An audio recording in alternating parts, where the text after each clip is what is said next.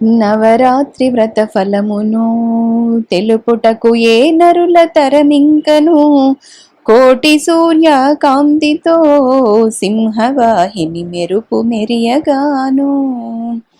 పరిమళ ద్రవ్యములతో చందనము చెక్కిళ్ళ పూసియుండి, చెంచలాక్షి ముఖమున పద్మరాగము కాంతి మెరయుచుండే.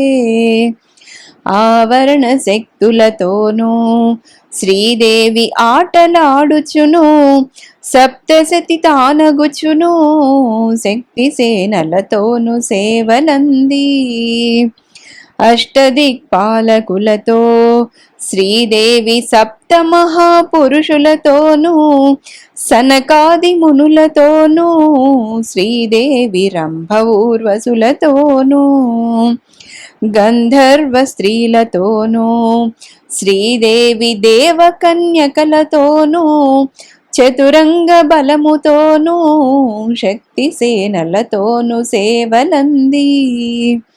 కాళీ అవతారమెత్తి శ్రీదేవి సంహారకర్తయగుచు, అష్టమి దినమందున శ్రీదేవి భండవద చేసియుండే. నవమి రోజున తన్ను తానగుచును రాజరాజేశ్వరి ఆయనే. విజయదశమి నాడును శ్రీదేవి ఆనంద అవతారమెత్తి, శాంతి రూపము దాల్చుచు శ్రీదేవి శారదాదేవి ఆయే.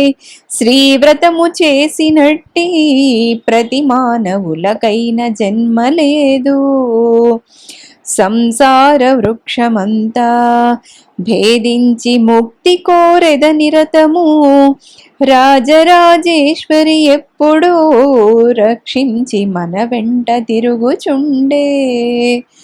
నవరాత్రి వ్రత ఫలమును తెలుపుటకు ఏ నరుల తరమింకను, కోటి సూర్య కాంతితో సింహవాహిని మెరుపు మెరియగాను. సింహవాహిని మెరుపు మెరియగాను.